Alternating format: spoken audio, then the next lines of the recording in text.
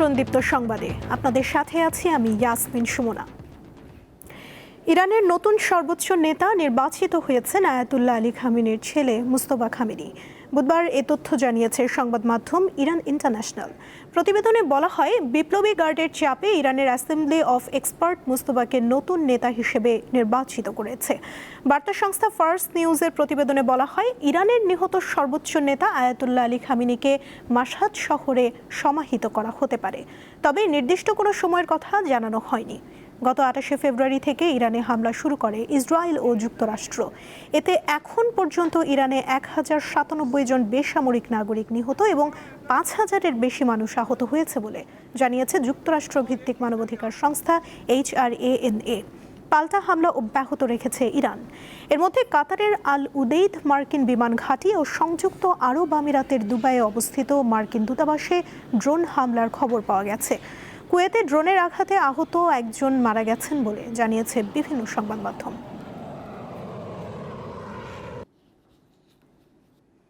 ইরানে হামলার উদ্দেশ্যে যুক্তরাষ্ট্রের সামরিক বাহিনীকে স্পেনের ঘাঁটি ব্যবহারের অনুমতি না দেয়ায় দেশটির সঙ্গে সব ধরনের বাণিজ্যিক সম্পর্ক ছিন্নের ঘোষণা দিয়েছেন মার্কিন প্রেসিডেন্ট ডোনাল্ড ট্রাম্প। একই ধরনের সিদ্ধান্তের জন্য যুক্তরাজ্যেরও কঠোর সমালোচনা করেন তিনি। স্থানীয় সময় মঙ্গলবার হোয়াইট হাউসের ওভাল অফিসে জার্মান চ্যান্সেলরের সঙ্গে বৈঠকের পর এই তথ্য জানান ট্রাম্প। তিনি বলেন, স্পেন ভয়াবহ আচরণ করেছে, তাই স্পেনের সঙ্গে সব ধরনের লেনদেন বন্ধ করার নির্দেশ দিয়েছেন তিনি।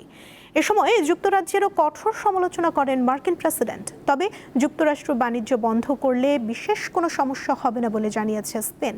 এর আগে স্পেন সরকার ইরানে হামলার নিন্দাও জানিয়েছিল।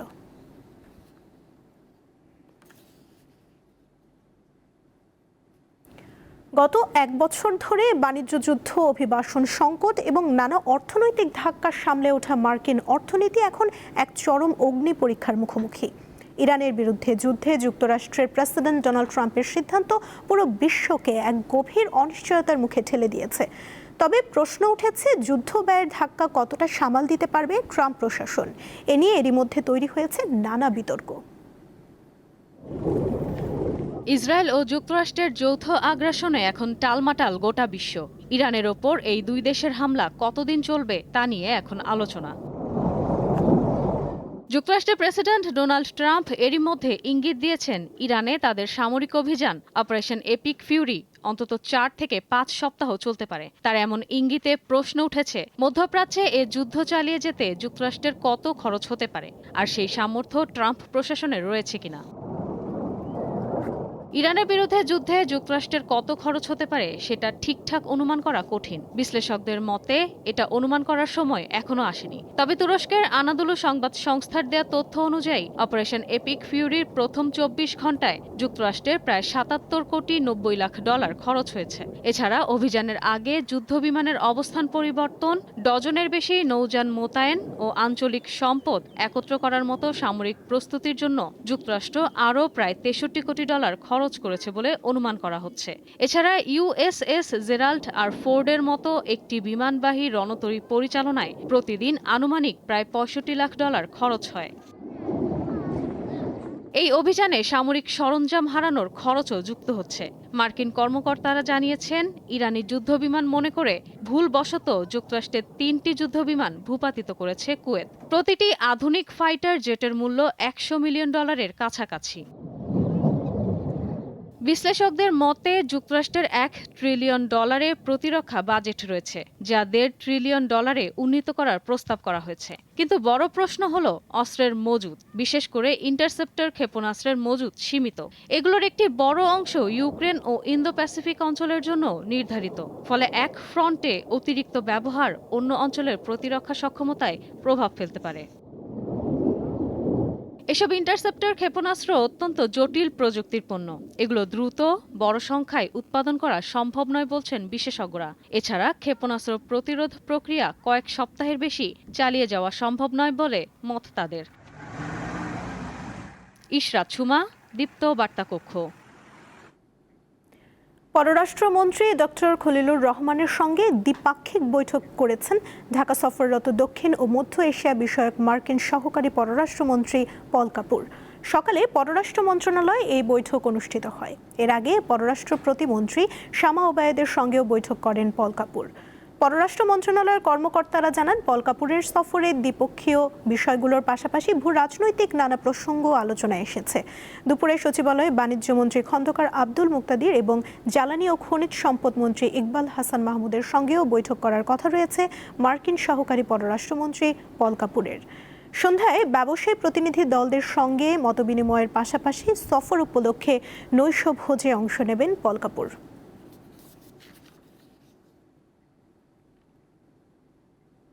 আগামী মে মাস থেকে 5 কোটি বৃক্ষরোপণ কার্যক্রম শুরুর পরিকল্পনা সরকারের, এমনটাই জানিয়েছেন পরিবেশ, বন ও জলবায়ু পরিবর্তন মন্ত্রী আব্দুল আউয়াল মিন্টু। বুধবার সকালে সচিবালয়ে প্রধানমন্ত্রী তারেক রহমানের সঙ্গে বৈঠক শেষে তিনি একথা জানান। পরিবেশ মন্ত্রী বলেন, প্রতি বছর 5 কোটি বৃক্ষরোপণ করবে সরকার। বৃক্ষরোপণের মাধ্যমে কার্বন বাণিজ্যে সংযুক্ত হওয়া সরকারের মূল উদ্দেশ্য। তিনি আরও বলেন, 5 বছরে 25 কোটি বৃক্ষরোপণের লক্ষ্য পূরণে মন্ত্রণালয়ের উদ্যোগের বিষয়টি প্রধানমন্ত্রীকে অবহিত করা হয়। প্রধানমন্ত্রী তারেক রহমানও এ বিষয়ে প্রয়োজনীয় দিক নির্দেশনা দিয়েছেন।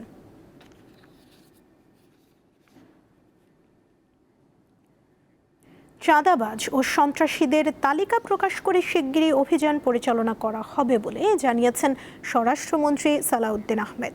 বুধবার ঢাকা মহানগর পুলিশ ডিএমপির কর্মকর্তাদের সঙ্গে মত বিনিময় সভা শেষে সাংবাদিকদের কথা বলেন তিনি।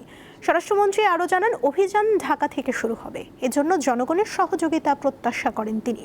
এ সময় দেশের শান্তি শৃঙ্খলা ও আইন শৃঙ্খলা পরিস্থিতি নিশ্চিত করা হবে বলে জানান স্বরাষ্ট্রমন্ত্রী। আমরা খুব শিগগির দেশব্যাপী, বিশেষ করে ঢাকা থেকে আমরা শুরু করব। আমরা চাঁদাবাজদের তালিকা প্রস্তুত করে সেই হিসাবে তাদেরকে আইনে আওতায় নিয়ে আসার ব্যবস্থা করব খুব শিগগির। 2, যারা অস্ত্রধারী, সন্ত্রাসী, দাগী আসামি, যারা সমাজে বিশৃঙ্খলা সৃষ্টি করছে, তাদের একটি তালিকা প্রণয়ন করা হচ্ছে। সেটা নির্মোহভাবে তালিকা প্রণয়ন করা হচ্ছে এবং আনবায়াস তালিকা প্রণয়ন করা হচ্ছে। সেটা আমরা স্ক্রুটিনি করে তাদেরকে আইনের আওতায় নিয়ে আসার ব্যবস্থা করব খুব শিগগির। অফিস খোলার সময় সকাল 9টা, কিন্তু নির্ধারিত সময় পার হয়ে গেলেও নারায়ণগঞ্জের সিদ্ধিরগঞ্জ ইউনিয়ন ভূমি অফিসে আসেননি কোনো কর্মকর্তা কর্মচারী। এ সময় প্রায় আধা ঘন্টা অফিসের বারান্দায় অপেক্ষা করেন ভূমি প্রতিমন্ত্রী ব্যারিস্টার কায়সার কামাল। সকালে ওই ভূমি অফিসে আকস্মিক পরিদর্শনে গিয়ে এমন চিত্র দেখতে পান তিনি। সময় মতো কর্মকর্তা কর্মচারীরা অফিসে উপস্থিত না হওয়ায় ক্ষুব্ধ প্রতিক্রিয়া জানান প্রতিমন্ত্রী। বলেন, এ ধরনের অবহেলার বিরুদ্ধে বিধি অনুযায়ী আইনানুগ ও বিভাগীয় ব্যবস্থা নেওয়া হবে।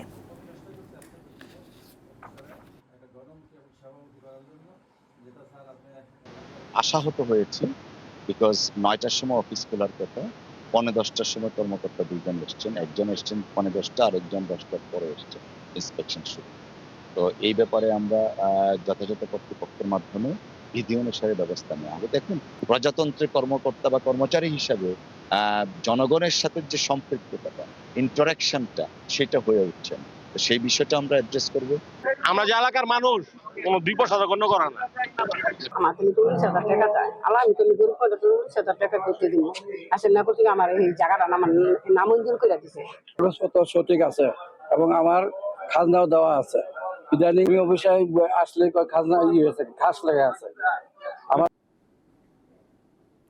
2024 সালের জুলাই গণঅভ্যুত্থানের সময় রাজধানীর রামপুরায় 2 জনকে হত্যা ও অপর 2 জনকে গুলি করার ঘটনায় মানবতা বিরোধী অপরাধ মামলার রায় স্থগিতের আবেদন করছেন নবনিযুক্ত চিফ প্রসিকিউটর আমিনুল ইসলাম।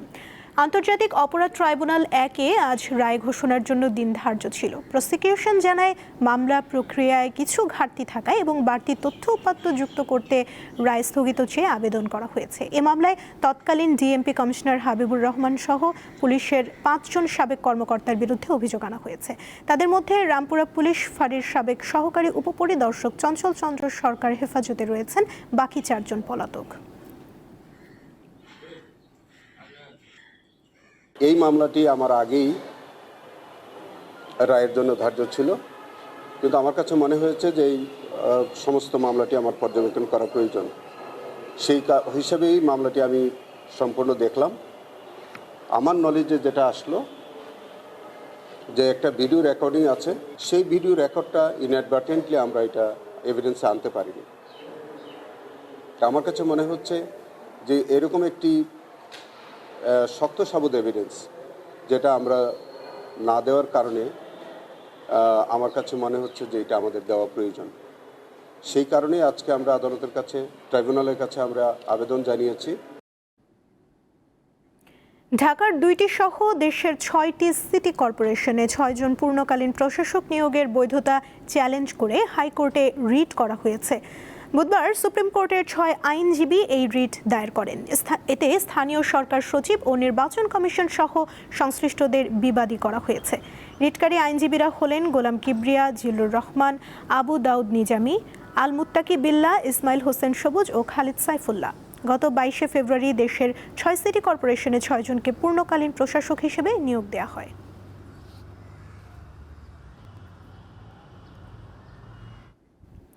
এবারে কেওয়াই স্টিল চট্টগ্রাম সংবাদ।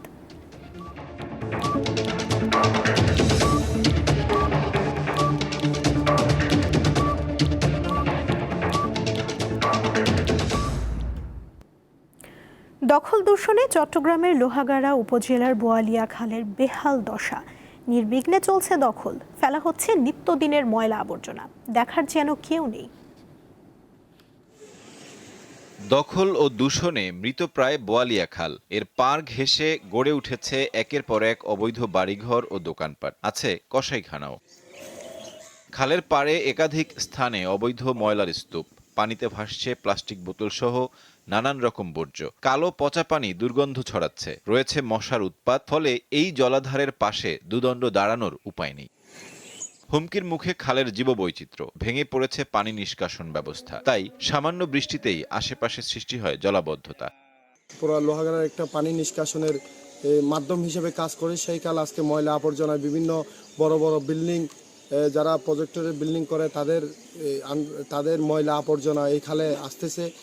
অবিলম্বে খালটি দখল ও দূষণমুক্ত করে আগের অবস্থায় ফিরিয়ে আনতে আমরা সরকারের কাছে দাবি জানাচ্ছি। কর্তৃপক্ষ বলছে, সুনির্দিষ্ট অভিযোগ পেলে দোষীদের বিরুদ্ধে জনস্বাস্থ্য আইন অনুযায়ী ব্যবস্থা নেওয়া হবে। উপজেলা প্রশাসনের কাছে অভিযোগ দেওয়া হয়েছিল, ওনারা এই বিষয়ে ব্যবস্থা নিচ্ছেন। আর আমাদের কাছে যদি আসে, আমরা আমাদের স্যানিটারি ইন্সপেক্টরের মাধ্যমে আমরা উপজেলা প্রশাসনকে সাথে নিয়ে এই বিষয়ে স্থানীয় মানুষজনকে সংশ্লিষ্ট করে একটা ব্যবস্থা নেওয়ার জন্য পদক্ষেপ নিব আমরা। খাল খনন কর্মসূচি শুরু হলে বোয়ালিয়া অগ্রাধিকার পাবে বলছেন এই কর্মকর্তা। এখন সবচেয়ে আশার বিষয় হচ্ছে বাংলাদেশ সরকারও নতুন করে খাল খননের কর্মসূচি হাতে নিচ্ছেন। তো সেক্ষেত্রে আমরা আমাদের যে প্রায়োরিটি অনুযায়ী আমরা একদম প্রথম দিকেই অগ্রাধিকার ভিত্তিতে বোয়ালিয়া খালটা শুরুতে থাকবে। একসময় 11 কিলোমিটার দীর্ঘ বোয়ালিয়া খালের গড় প্রস্থ ছিল 30 ফুটের মতো। দখলের কারণে তা অনেক স্থানে 8 থেকে 10 ফুটে নেমে এসেছে। সাইফুর রহমান শিশির, দীপ্ত বার্তা কক্ষ। টানা 6 দফা বাড়ানোর পর অবশেষে দেশের বাজারে স্বর্ণের দাম কমিয়েছে বাংলাদেশ জুয়েলার্স অ্যাসোসিয়েশন বাজুস। এবার ভরিতে 9,214 টাকা কমিয়ে 22 ক্যারেটের 1 ভরি স্বর্ণের দাম 2,68,214 টাকা নির্ধারণ করেছে সংগঠনটি। বুধবার সকালে এক বিজ্ঞপ্তিতে এই তথ্য জানিয়েছে বাজুস। নতুন এই দাম আজ থেকেই কার্যকর ধরা হয়েছে। নতুন দাম অনুযায়ী 21 ক্যারেটের প্রতি ভরি 2,56,025 টাকা, 18 ক্যারেটের 2,19,458 টাকা এবং সনাতন পদ্ধতির প্রতি ভরি স্বর্ণের দাম 1,79,159 টাকা নির্ধারণ করা হয়েছে। এ নিয়ে চলতি বছর এখন পর্যন্ত দেশের বাজারে 37 বার সমন্বয় করা হয়েছে স্বর্ণের দাম, যেখানে 24 দফা বাড়ানো এবং কমানো হয়েছে 13 দফা।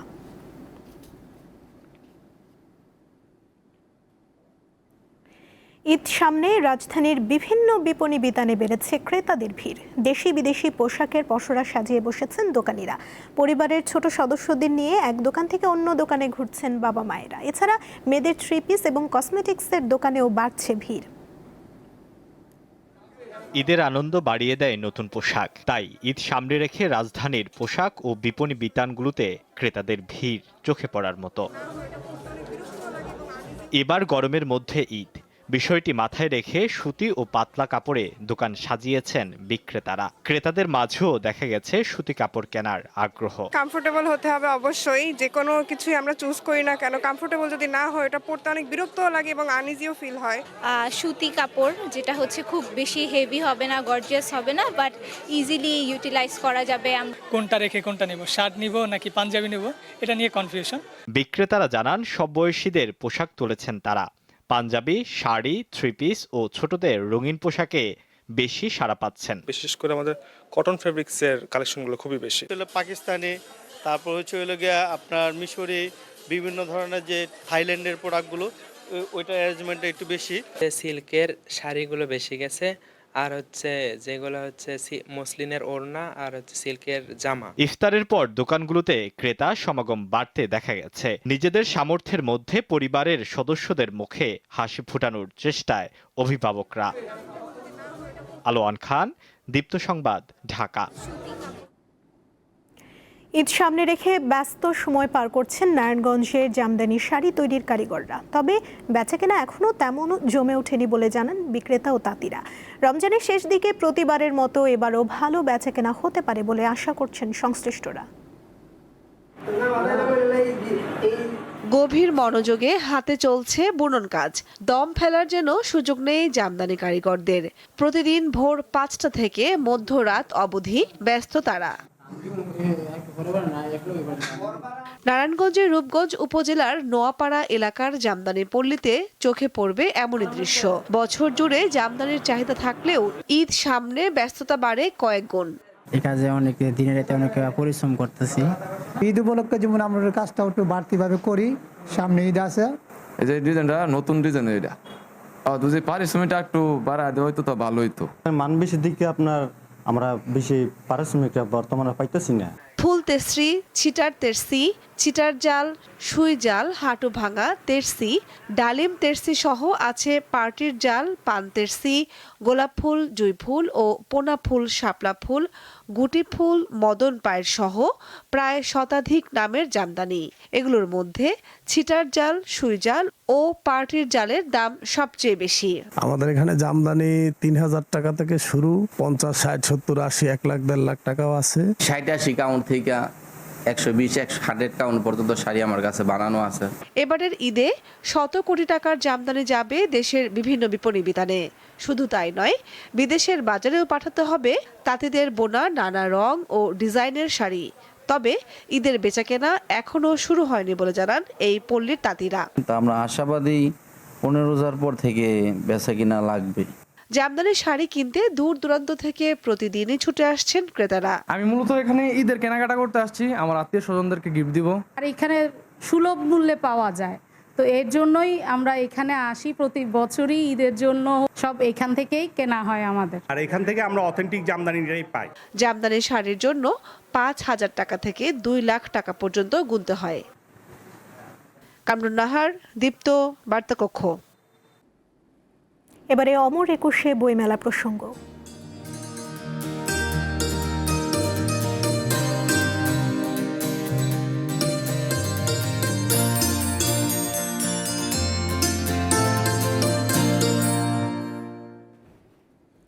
প্রতিবারের মতো এবার অমর একুশে বইমেলায় চেনা সেই রূপ নেই।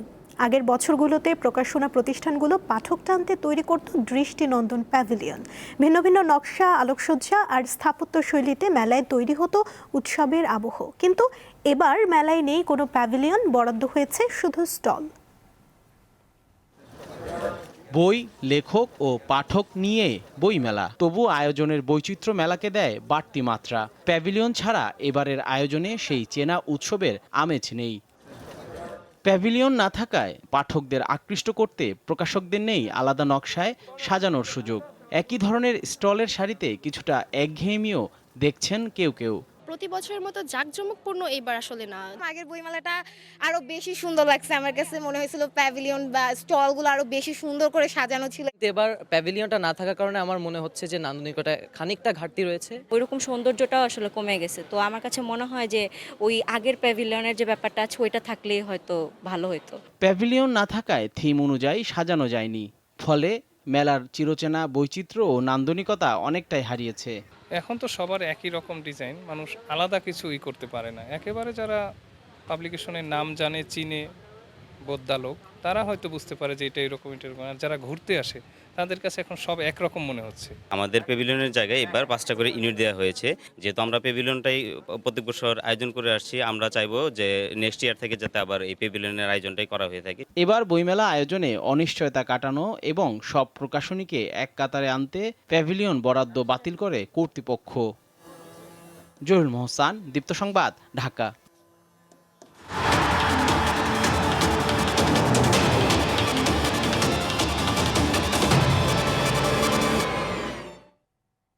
খেলার খবর।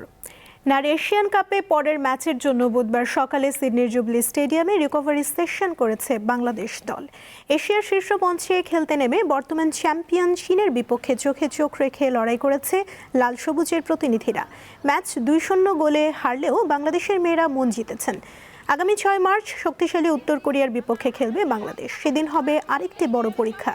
সেই ম্যাচের জন্য কোচ পিটার বাটলার শুরু করে দিয়েছেন প্রস্তুতি।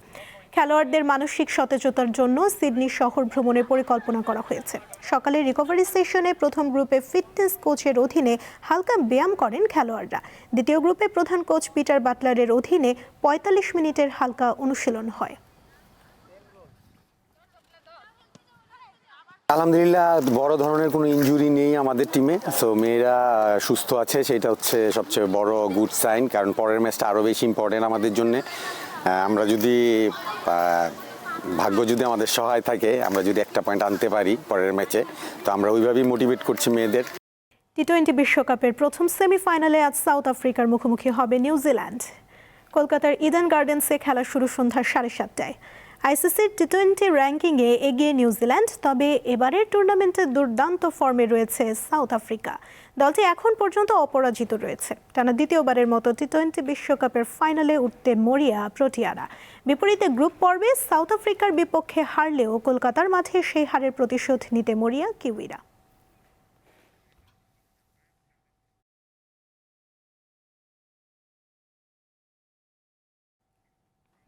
এই ছিল এখনকার মতো। এরপর সন্ধ্যা 6:40 পরবর্তী সংবাদ দেখার আমন্ত্রণ রইল। এতক্ষণ সঙ্গে থাকার জন্য ধন্যবাদ সবাইকে।